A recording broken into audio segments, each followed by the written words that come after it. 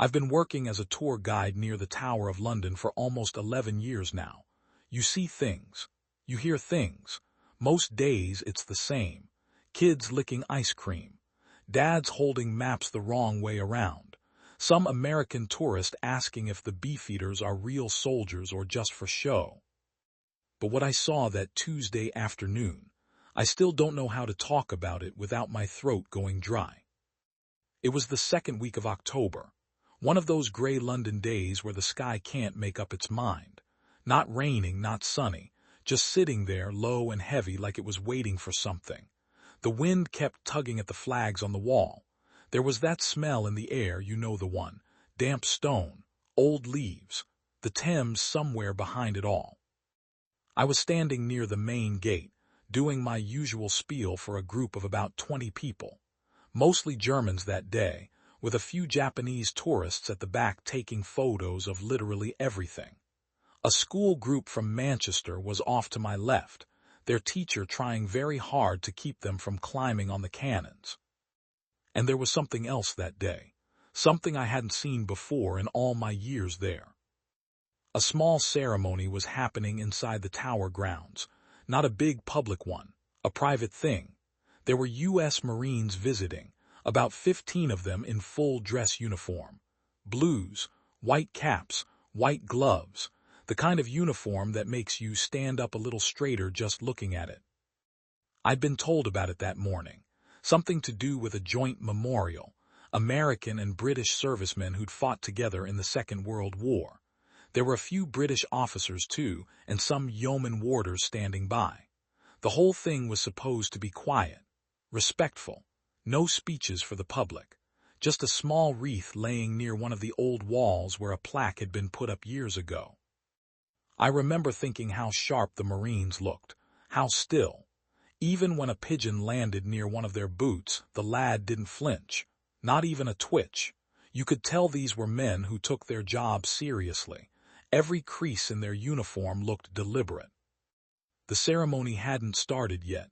People were gathering. Cameras were out. A small crowd of about 40 or 50 had pressed against the rope line to watch. That's when I saw her.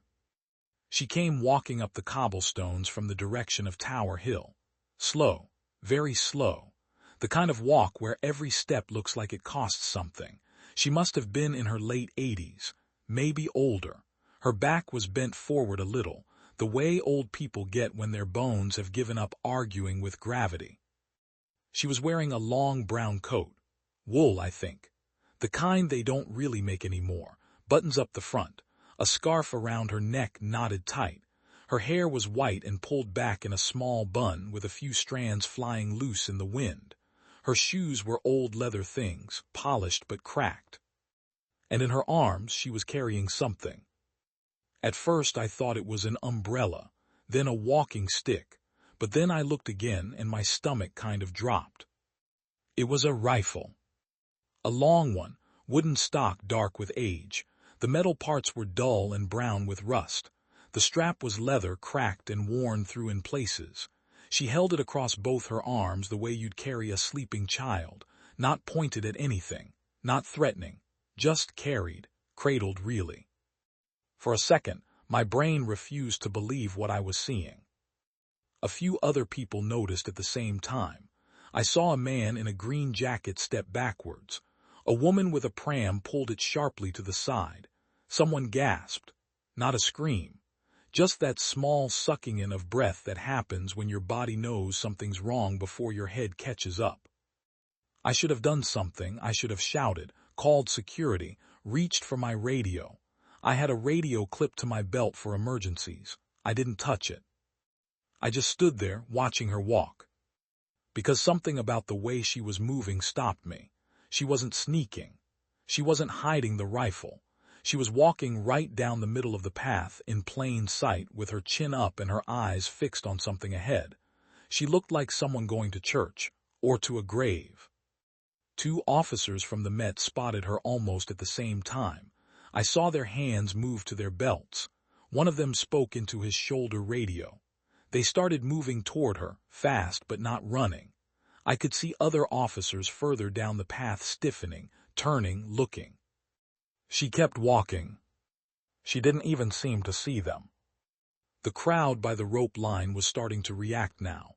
People were pointing. A child began to cry somewhere behind me. A man in a flat cap shouted, "Oi, get down, everyone get down." And a few people actually crouched, hands over their heads, even though she was still a good distance away. The two officers reached her first. I was maybe 30 feet from where they stopped her, close enough to hear. "Madam," one of them, the taller one, had his hand up, palm out. His other hand was hovering near his vest. "Madam, please stop, put the rifle down, slowly." She stopped. She blinked at him like she was just noticing he was there. Her eyes were pale blue, watery, the kind of eyes that have seen too much sun and too many winters. "It is not loaded," she said.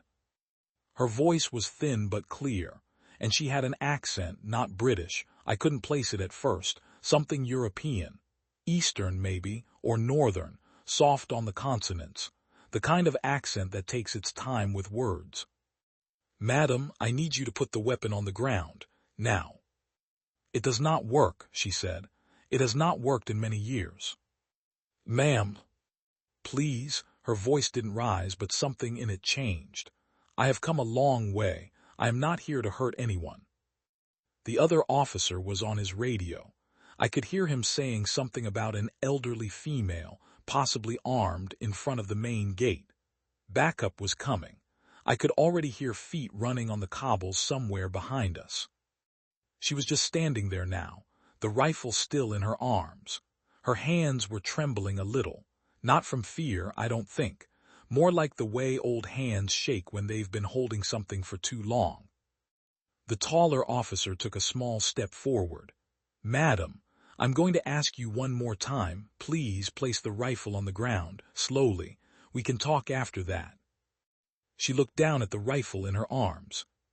For a long second, nobody moved. Then she did something none of us expected. She didn't lower it, she didn't drop it. She turned her head slightly and she looked past the officers, past the rope line, past me. Her eyes settled on the Marines standing in formation about 40 feet away. The Marines had noticed her too by now. Of course they had. You don't miss something like that. But they hadn't moved. They were still in formation, still at attention. Their training holding them in place even as the crowd around them started to panic. The old woman saw them, and her face did something I'll never forget for as long as I live. Her chin began to tremble. Her eyes filled up. But she didn't cry, not the way you'd expect. She just stood there, looking at those men in their blue uniforms, and you could see something breaking and mending in her at the same time. Like a door inside her was being opened after a very, very long time. She said something then, in a language that wasn't English. It was short, a few words, almost a whisper. I didn't understand it. But one of the Marines did. He was a tall lad, maybe 25. Standing in the second row of the formation. I noticed him because his head turned very slightly when she spoke, just a fraction, enough to break a tension which I'd been told these men do not do, not for anything. His eyes moved, found hers across the distance. And then he stepped out of formation. I heard a small noise from one of the British officers nearby, like he was about to object, but the Marine didn't look at him, he just walked. One slow step at a time, past his own line, past the rope, past the police officers who, to their credit, didn't try to stop him, though I saw the taller one tense up. He walked right up to her. He was at least 1.5 feet taller than she was. His white-gloved hands were at his sides. His cap was perfectly straight on his head. He stopped about 3 feet away from her, and he looked down at the rifle in her arms. Then he looked at her face. And he said something, I couldn't hear the words. His voice was too low, but I saw her nod, slowly, once. What happened next is the part nobody who was there has been able to explain properly. Not the officers, not the tourists, not me. We've all talked about it since. We all describe it differently, but we all agree on one thing. It was the most quiet I've ever heard the Tower of London. The wind stopped. I swear to you it actually stopped. The flags went slack. The pigeons that had been pecking around the cobblestones lifted off all at once and wheeled away over the wall. Someone's phone, which had been ringing somewhere in the crowd, cut off mid-tone. And the Marine reached out very gently and placed one white-gloved hand on the wooden stock of the rifle, not to take it, just to touch it. She let him. His other hand came up too, and he placed it on top of hers, the one that was holding the rifle strap, his big hand, her small, papery one. His fingers closed around hers, careful, like he was holding something that might break. And then he said, loud enough this time that I could hear it, in a voice that cracked right down the middle. "Ma'am, welcome home." I felt my own chest do something I can't describe. Around me, people were starting to put their phones down, not raise them, put them down, like they realized they were watching something that shouldn't be filmed. A man next to me, big bloke, easily 6'4", took his hat off and held it against his chest. The old woman's mouth was open a little. Her shoulders were shaking now, but she still didn't cry, she just kept looking up at him. Behind him, the rest of the Marine formation was still standing at attention. 15 men in dress blues, frozen like a painting. Not one of them had moved. But then, all at once, without a word from anyone, they did something I'd never seen them do before. Not in real life, not outside a film. Every single one of them, in perfect unison, turned their heads toward her, and they saluted. 15 white-gloved hands, snapping up to 15 perfect brims, held there for her. I heard someone behind me say, "Oh my God," very softly. The lady with the pram was crying. The schoolteacher from Manchester had a hand over her mouth. The taller police officer, the one who'd been ready to draw his weapon 30 seconds earlier, was just standing there with his hand still half raised, frozen. I didn't understand what I was watching. Not yet. I only knew that whatever it was bigger than the rifle, bigger than the rules, bigger than any of us. And it had walked into the Tower of London that gray October afternoon, carried in the arms of an old woman in a wool coat. Her name, I would learn later, was Eliska. And she had been waiting 81 years to give that rifle back. I didn't get to hear the full story that day, not at the tower. Things moved too fast after the salute. The Marines stood there with their hands at their brims for what must have been 10 or 12 seconds. I know that doesn't sound like a long time. Try counting it out, 1 Mississippi, 2 Mississippi. It feels like forever when you're watching something you don't fully understand. When they finally dropped their hands, the tall Marine, the one who'd stepped forward, was still holding the old woman's hand on the rifle. He bent down a little, said something close to her ear. She nodded, twice this time. Then, very gently, he took the rifle from her. He didn't lift it onto his shoulder. He carried it the same way she had, across both arms, cradled like a body. The police officers were still there, of course. They had to be. There are protocols. A weapon had been brought into a public space at a sensitive event. There was paperwork now, whether anyone liked it or not. The taller officer took a small step forward and said something quietly to the Marine. The Marine nodded. He kept the rifle held in both arms but turned slightly so the officer could see it properly. That was when I noticed something I hadn't seen before. There was a small brass plate on the side of the rifle's stock. Tiny, maybe the size of a thumbnail, engraved with something I was too far away to read. The old woman, Eliska, stayed standing where she was. Her hands were empty now, and she didn't seem to know what to do with them. She kept opening and closing her fingers, like she was trying to remember the shape of something that wasn't there anymore. The senior yeoman warder, an older gentleman with a white mustache, came over. He had a folding chair from somewhere. I don't know where he got it. He just appeared with one. He set it down beside her and offered her his arm. She sat. He didn't leave. He stood next to her with his hands clasped behind his back, like he was on guard duty. The crowd hadn't moved, hundreds of people now because more had gathered, drawn by the strange silence. Phones had come back out, but most of them were lowered again. People were just watching, whispering to each other, trying to make sense of it. The ceremony that had been scheduled, the wreath laying, was clearly not going to happen on time. But I saw a British officer, a colonel I think, walk over to the American senior officer and speak to him quietly. The American nodded. He turned and gave a small hand signal to his men. And then something else happened that I will never forget. The Marines didn't go back to their formation. They reformed. They walked, all 15 of them in 2 neat lines, over to where the old woman was sitting. They stopped about 10 feet from her, stood at parade rest. The tall Marine, still holding the rifle, walked up to her chair. He knelt down on one knee in front of her, his dress uniform on the wet cobblestones. I saw the senior officer glance at him but say nothing. The Marine held the rifle out to her, on both gloved palms like an offering. "Ma'am," he said, loud enough that those of us near the front could hear, "we'd like to do this properly, if you'll let us." She looked at him for a long moment, then she nodded just once.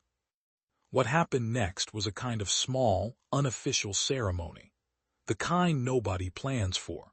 The kind that happens because the moment demands it, and the rules of the day quietly step out of the way. The Marine stayed kneeling. He held the rifle out across his arms. The senior American officer, the colonel I think he was, walked forward and stood beside him. He spoke. I caught most of it. "On behalf of the United States Marine Corps and the United States of America, we accept this.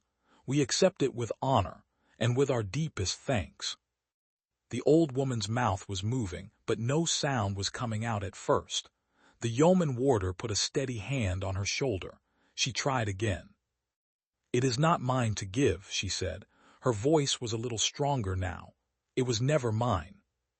She put her hand on the rifle's stock, just her fingertips. "It belonged to a boy named Henry," she said, "and I have been keeping it for him for a very long time." I won't try to tell you her whole story in her own words. I couldn't, even if I wanted to. I didn't hear all of it that day. Some of it I learned later from a newspaper article that ran the following week. Some of it I pieced together from talking to the yeoman warder, who told me he sat with her for nearly an hour after the Marines had gone. Her name was Eliska. She was born in a small village in what used to be Czechoslovakia. She was 7 years old when the Germans came.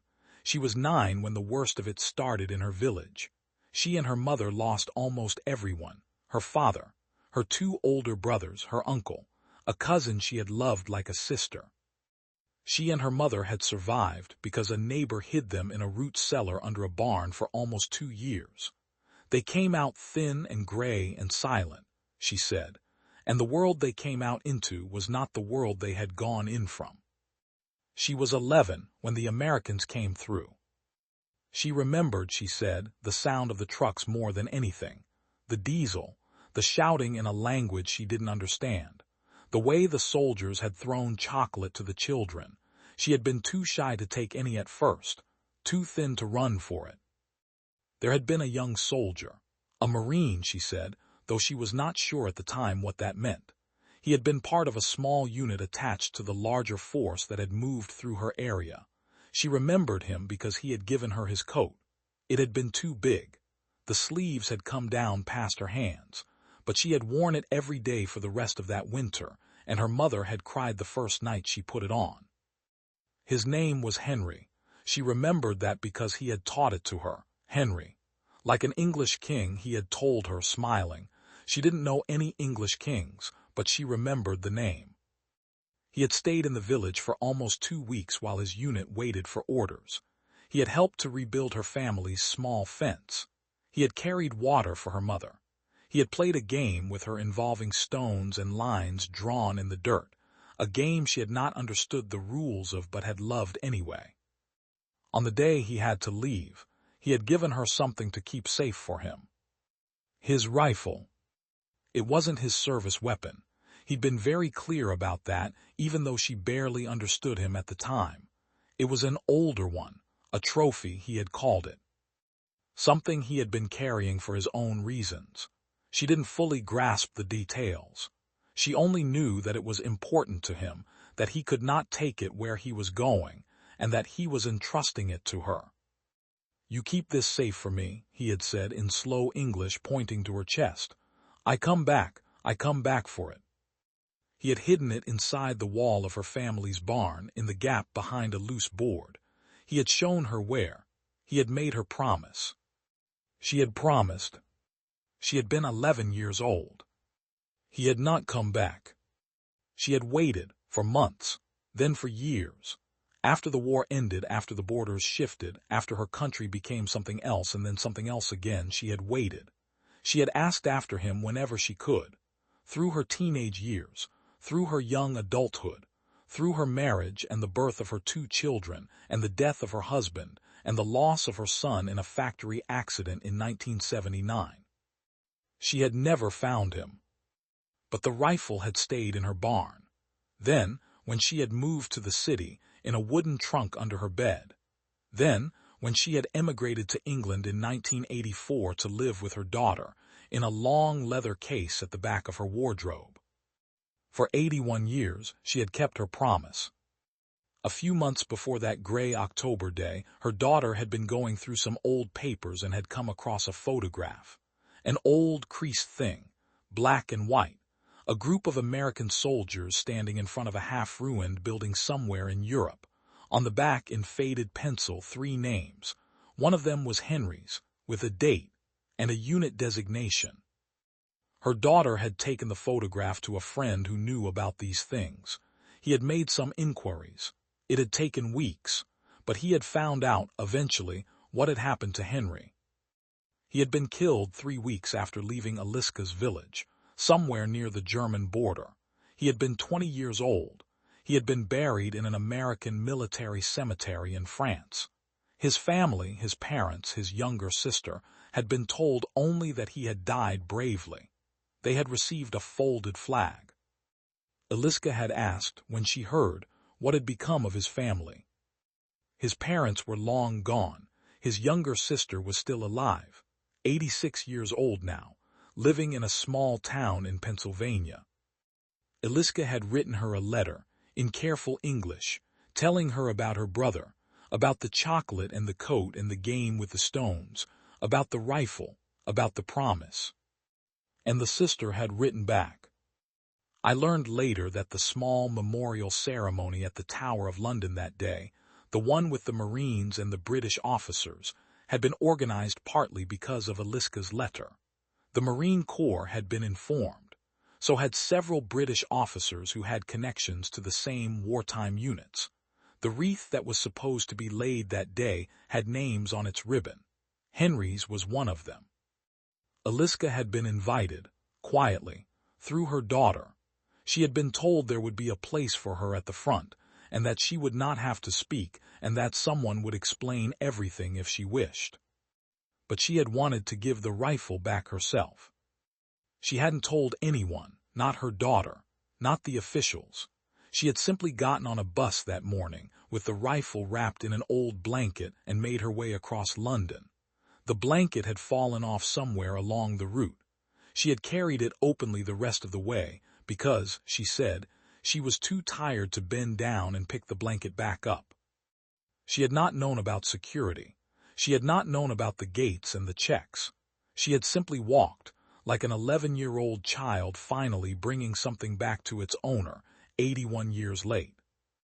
That was the story I learned afterwards. Standing in the tower courtyard that day, I didn't know any of it.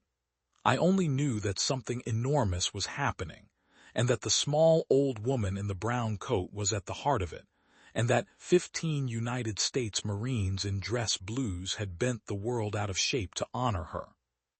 The tall Marine, still on one knee in front of her, was holding the rifle out across his arms. She put both her hands on it, wrinkled, trembling, brown spots and thin skin. She closed her eyes.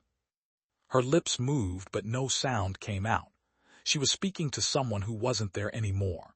Maybe Henry, maybe her mother, maybe the 11-year-old girl she had been, the one who had made a promise in a language she barely understood. When she opened her eyes again, she lifted her hands away. "Take it," she said. "I am giving it back. He kept his side, I have kept mine." The Marine bowed his head over the rifle. When he raised his head again, his eyes were red. I saw a grown man, a United States Marine in dress uniform, with tears running quietly down his face, and not one of his fellow Marines so much as looked at him sideways. The senior officer placed his hand on the kneeling Marine's shoulder, just for a second, then he stepped back. Eliska reached out one more time. She put her papery hand on the side of the Marine's face. She said something in her own language. And then she said in English, "Tell his sister. Tell her he was kind to me. Tell her he was the kindest boy." He nodded. He couldn't speak. He just nodded. The crowd was completely silent. I have never, in 11 years of working at that gate, heard the Tower of London so quiet. No one was filming anymore. Even the children had stopped fidgeting. A toddler near the rope line was staring with his thumb in his mouth, and you could tell, somehow, even he understood that something was happening that he should be still for. A pigeon landed on the cobblestones near the Marine's knee. Nobody chased it away. Above us, the gray clouds shifted, just for a moment. A thin band of sunlight slid down through them and fell across the courtyard, across the rifle, across Eliska's white hair, across the kneeling Marine. And then it was gone again. The clouds closed up. The wind came back, gentle this time, tugging at the flags. The colonel raised his hand, and his men came back to attention. "Ma'am," he said, "we are going to escort this home, with your permission." She nodded. "Yes," she said softly, "take him home." And in that small word, him, I felt something inside my chest that I haven't felt before or since, because she didn't mean the rifle. She didn't even mean the boy. She meant the promise. The rest of that afternoon felt like it happened in slow motion. The Marines reformed, slowly, carefully. The tall one, the kneeling one, got back to his feet and took his place at the front of the formation, the rifle still cradled in his arms. His white gloves had gray smudges on them now from the dust and rust. Nobody told him to change them. The colonel walked over to the police officers and spoke with them for a few minutes. I couldn't hear what was said, but after a while the taller officer nodded, and his hand finally came down from where it had been hovering near his vest, and he stepped back. The wreath ceremony happened after all. It just happened a little differently than it had been planned. Eliska sat in the front in her wooden folding chair, with the yeoman warder still beside her like a personal sentry. A blanket appeared from somewhere and was draped around her shoulders. Someone, I think one of the catering staff, brought her a cup of tea. She held it in both hands but didn't drink it. Her eyes stayed on the Marines. The wreath was laid against the plaque on the old wall. It was a simple thing, red and white flowers, a ribbon with names embroidered in gold thread. I saw the colonel run his fingertips over one of the names before he stepped back. A bugler played. I don't know what the tune was, something American. It echoed off the old stones in a way that made the back of my neck prickle. The Marines stood at attention. Eliska closed her eyes again, and her lips moved, and the yeoman warder reached down and held her hand without saying anything. When the bugler finished, there was a long silence. Then the colonel turned to face Eliska. He walked up to her chair. He took off his white cap. He held it against his chest. "Ma'am," he said, "we owe you a debt that we cannot repay. I want you to know that this rifle and the story it carries will be honored by the United States Marine Corps for as long as we exist. It will not be put behind glass. It will not be forgotten in a vault. We will tell young Marines about you. We will tell them about the girl who kept her promise." She didn't say anything. She just looked up at him with those pale, watery eyes and nodded, once, very slowly. He bent down. He kissed her on the forehead. Then he straightened up, put his cap back on, and saluted her. The 15 Marines behind him saluted with him. The British officers, who had been standing quietly to one side throughout all of this, saluted too. The yeoman warder, who must have been 70 if he was a day, dropped Aliska's hand for a moment and lifted his own to his cap and saluted as well. I have never seen anything like it. I don't expect to again. After the ceremony, things slowly became ordinary again. People started to move. Cameras came back up. Children remembered they were tired and hungry. The crowd began to break apart. Officials moved in to talk to Aliska to find out what was supposed to happen next. Her daughter had been called, I learned later, and was on her way. I should have gone back to my tour group. I had abandoned them entirely, of course.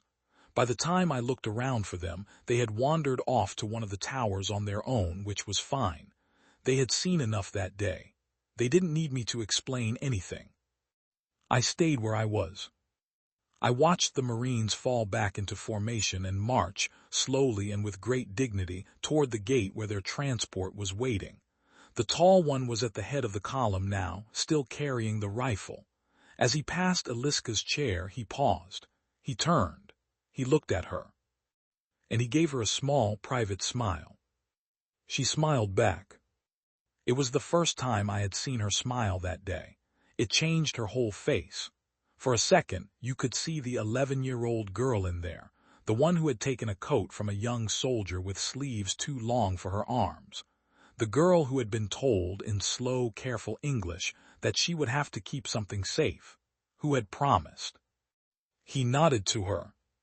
Then he turned and marched on. I followed them at a distance as far as the outer gate. The transport was waiting, a black SUV with American flags on small poles by the wing mirrors. The Marines got in carefully, the tall one last, the rifle still in his arms. He sat in the back. I could see him through the window, holding it across his knees, his hands still in their stained white gloves. The door closed. The SUV pulled away. I stood at the gate for a long time after they were gone. I don't really know why. There was nothing to see. The cobblestones were wet. The wind was picking up again. Tourists were already trickling back in, asking what had happened, why there had been such a big crowd. I didn't know how to answer them. I said, a ceremony. I said, just a small thing. I said, you probably had to be there. I went home that night and didn't eat dinner. I sat in my kitchen with the kettle whistling and didn't get up to turn it off until my wife came in and shook me out of it.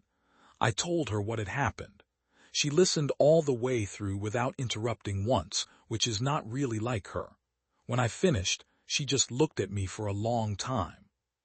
Then she said, that poor girl. She didn't mean Aliska as she is now. She meant the 11-year-old. The one who had spent 81 years keeping a promise to a boy who never came home. I thought about that for a long time. The newspaper article came out the following Tuesday, a short piece buried on page 7, wartime promise kept after 81 years. It had a small picture of Aliska sitting in her folding chair with the yeoman warder beside her. She looked very small in the photograph. The article didn't have many details. It mentioned a private ceremony and a wartime artifact returned. It got a few things wrong. It called Henry's village by the wrong name. It said the rifle had been found rather than kept, which annoyed me more than it should have. But it was something. I cut it out and put it in a drawer with other things I keep. Things that matter, letters from my dad, a photograph of my daughter on the day she graduated, the little plastic hospital bracelet from when my son was born. A few weeks later, I heard through the yeoman warder, who had become a sort of friend by then, that the rifle had been taken to a museum in Virginia, not put behind glass, as the colonel had promised, used in training, shown to young Marines as part of a small lecture about honor and promises, and the long, quiet patience of one Czech girl who had kept faith with an American boy for most of a century. He told me, too, that Aliska had received a letter from Henry's sister, from Pennsylvania. He didn't know what was in it, but he said Eliska's daughter had told him that her mother had read it 3 times in a row, sitting at her kitchen table, and then had folded it very carefully and put it in the wooden trunk where the rifle used to live. She passed away the following spring. I read about it in a small notice in the same newspaper that had carried the original story.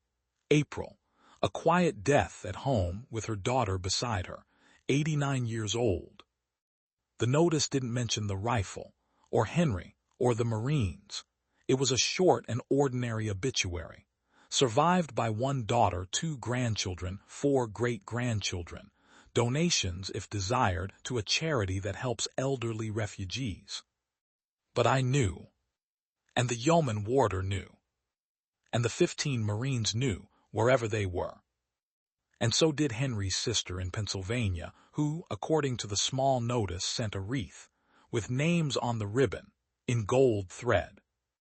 I went to work the next day after I read the notice. It was a Wednesday, rainy. The tourists were sparse, the way they get in early spring. I stood at the gate where I always stand. I told my usual stories. I pointed out the ravens. I made the same little joke I always make about the missing king. But at one point, around midday, the rain eased off and the sun came through. Thin, pale, just for a moment, and it slid across the cobblestones in the same way it had on that gray October afternoon, across the same spot where Eliska had sat in her folding chair. I felt something in my chest catch. I stopped talking.